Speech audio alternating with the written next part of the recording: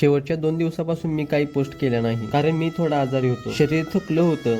पण एक गोष्ट सांगतो, शरीर थकू शकतं पण माझं मन नाही. मन अजूनही तेच म्हणत होतं, उठ, राब, नव्याने सुरुवात कर. या 2 दिवसात लोक विचार करत असतील, हा रोज सांगतो कष्ट, मेहनत, पण हा गायब कसा झाला? मित्रांनो, मी गायब नव्हतो. मी फक्त थांबलेलो, कारण शरीराला ही विश्रांती लागते. तरीही मन मात्र जुन्या विचारात होतं. उद्यापासून पुन्हा कष्ट, पुन्हा संघर्ष. रोज तीच गाडी, रोज तोच घाम. मी खूप झुजलोय, मला खूप वेळा अपयश आलं, पण मी मनात एक गोष्ट ठरवली आहे, मागे वळून बघायचं नाही. कारण मला माहित आहे, मागे वळून बघितलं तर मी माझं हे पण कष्ट थांबेल. आयुष्यात वाईट काळ सर्वांचाच असतो, तोच माझा होऊन गेला. म्हणून आता ठरवले, फक्त कष्टच करायचं. दिवसभर काम करून घरी गेल्यावर एवढी चांगली झोप लागते ना, सांगू पण शकत नाही. त्यालाच सुखाची झोप म्हणतात. सर्वांनी एवढंच लक्षात ठेवा, कष्ट करा, राबा. तुमच्या रस्त्यात खूप अडचणी येतील, पण थांबू नका. एक दिवस तुमचाही नक्की येईल, पण आता थांबायचं नाही. मी तर थांबणार नाही, तुम्ही पण थांबू नका. मग लवकरात लवकर भेटू उद्याच्या ब्लॉग मध्ये. जय महाराष्ट्र.